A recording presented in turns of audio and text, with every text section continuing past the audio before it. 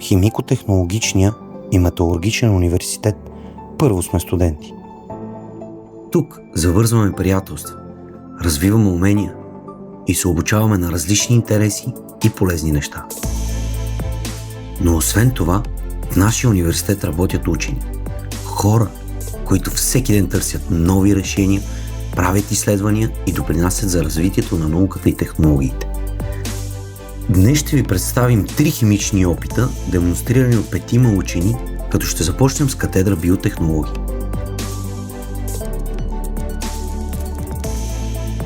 Светът постоянно търси източници на храна и енергия, като по възможност те да бъдат зелени. Един потенциален такъв източник са микроводораслите, които имат сериозни предимства пред стандартните растения. В катедра биотехнологии отглеждаме микроводорасли в автоматични фотобиореактори. Ние изследваме техния растеж и търсим най-добри параметри на отглеждането им, така че да покажат своя потенциал.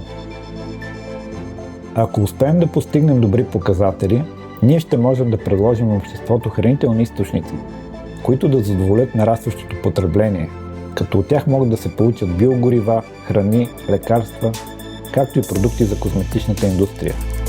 В близко бъдеще именно това ще бъде ключът за изграждането на една съвременна зелена икономика. OLED дисплей. Всеки в джоба си има поне по един такъв. А как става той реалност, ще ни разкажат от катедра органична химия.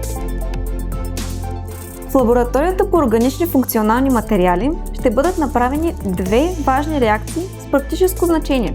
Ще видите типичната апаратура и стъклария за изпълнение на органичните реакции.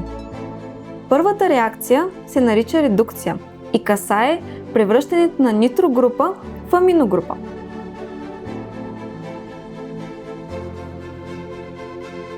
Реакцията има практическо значение, където става превръщане на електронно-акцепторна нитрогрупа в електронно-донорна аминогрупа 3-нитрозаместен фталимид. За редукцията се използва кален дихлорид и солна киселина при около 40 градуса температура. Аминогрупата е силен електронен донор, което позволява фотоиндуциран пренос на заряд, при което се наблюдава явлението флуоресценция. Втората реакция е нуклеофилно заместване и протича по SN2 механизъм или биомолекулно заместване от втори порядък.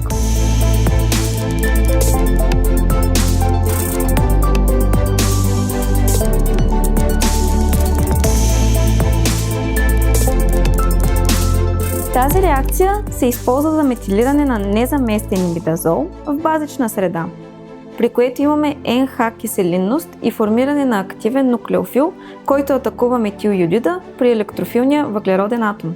Претегляме 3-нитро-енетилфталимида и калайния дихлорид. Към 3-нитро-енетилфталимид и калайния дихлорид добавяме концентрирана солна киселина и вода.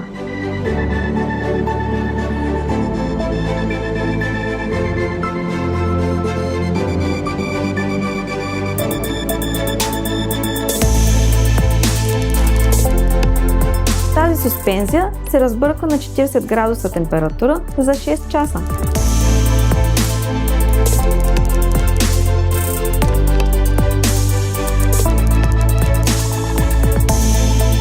А след редукцията, ето го нашият любим момент.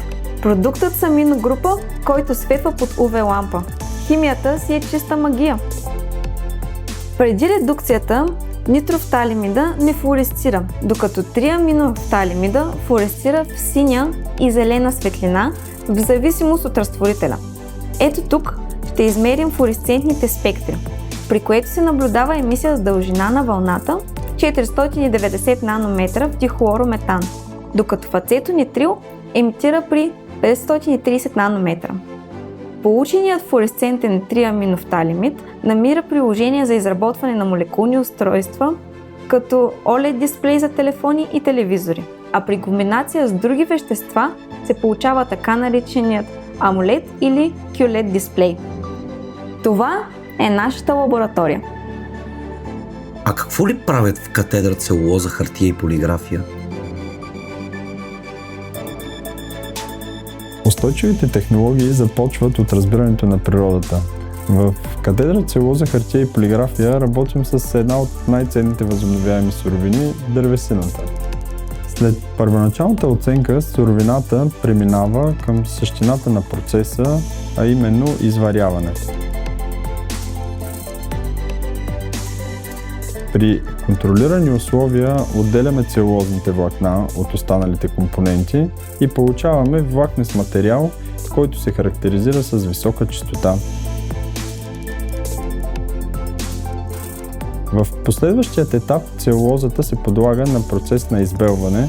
Чрез внимателно подбрани окислителни системи се постига висока белота и качество, които са необходими за създаването на нови материали и хартии с различно предназначение.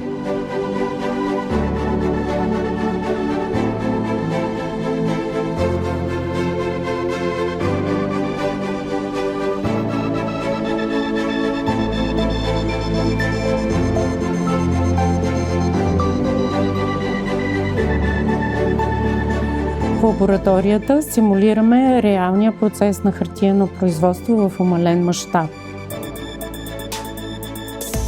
От получената целулоза отливаме листови материали и хартиени образци с различен състав. Те преминават процесите на пресоване и сушене, след което анализираме техните свойства. Но целулозата е много повече от влакнест материал за хартиеното производство. Тя е основа за широка гама биопродукти с висока добавена стойност. Така изследователите развиват познанието за процесите и технологиите, които пренасят директно в индустрията. Ето така, заедно видяхме как в ХТМЛ науката помага за реалния живот и намира приложение в нашето ежедневие.